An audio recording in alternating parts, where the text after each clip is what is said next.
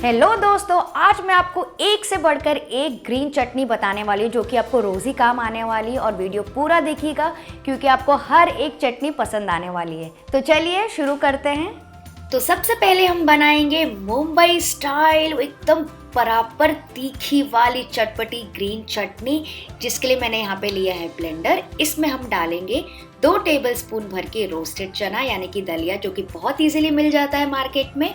और इसके साथ ही मैं यहाँ पे यूज़ कर रही हूँ 2 टेबलस्पून भर के नमकीन बूंदी। तो ये भी घर पे इजीली अवेलेबल होती है। इन दोनों चीज़ों से क्या होगा, बढ़िया सी गाढ़ी बनेगी हमारी चटनी, बिल्कुल स्ट्रीट स्टाइल। और मान लीजिए अगर आपके पास दलिया नहीं है तो आप सिर्फ बूंदी भी यूज़ कर सकते हैं या इन दोनों का कॉम्बिनेशन भी यूज़ कर सकते हैं। और अगर मान लीजिए आपके पास ये भी नहीं है तो आप इसके बदले भुजिया यूज़ कर सकते हैं। इसमें हम डाल देंगे बस 2 से 3 टेबलस्पून पानी ताकि वो भीग जाए।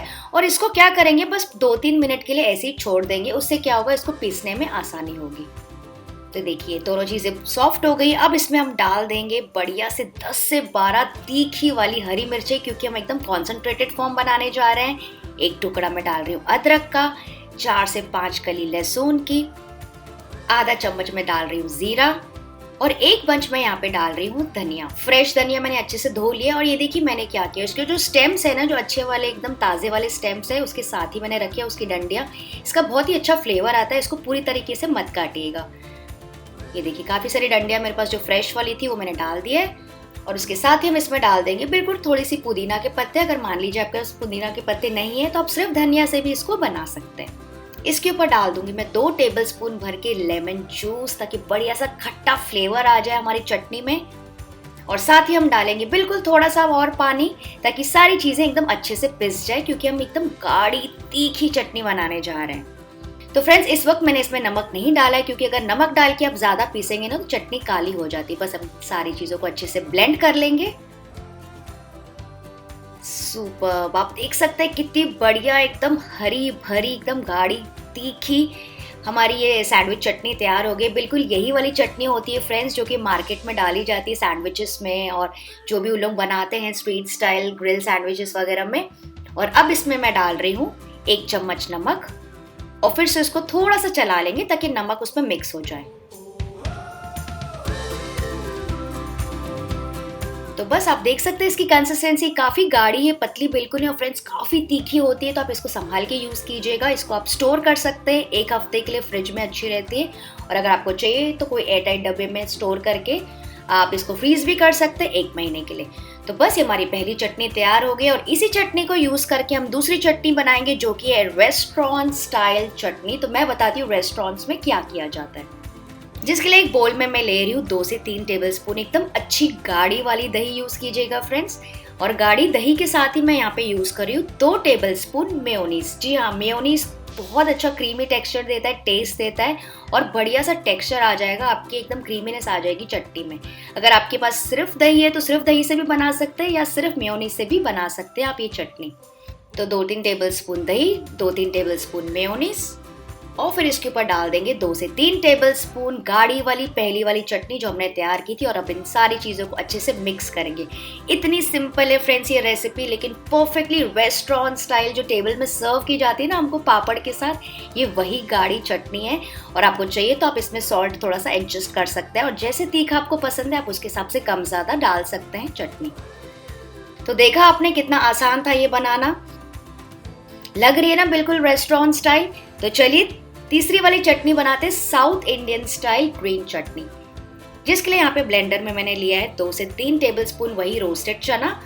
अगर आपके पास चना नहीं है तो यहाँ पे आप मूंगफली भी यूज कर सकते हैं भुनी हुई। और इसके ऊपर हम डाल देंगे थोड़ा सा पानी ताकि वो भीग जाए। नॉर्मली मैं क्या करती हूँ ना, सारी चटनीज में थोड़ा पानी डाल के पहले रख देती हूँ ताकि वो अच्छे से घुल मिल जाए, मतलब अच्छे से सोक हो जाए, फिर मैं ब्लेंड करती हूँ ताकि वो अच्छे से पिस जाए।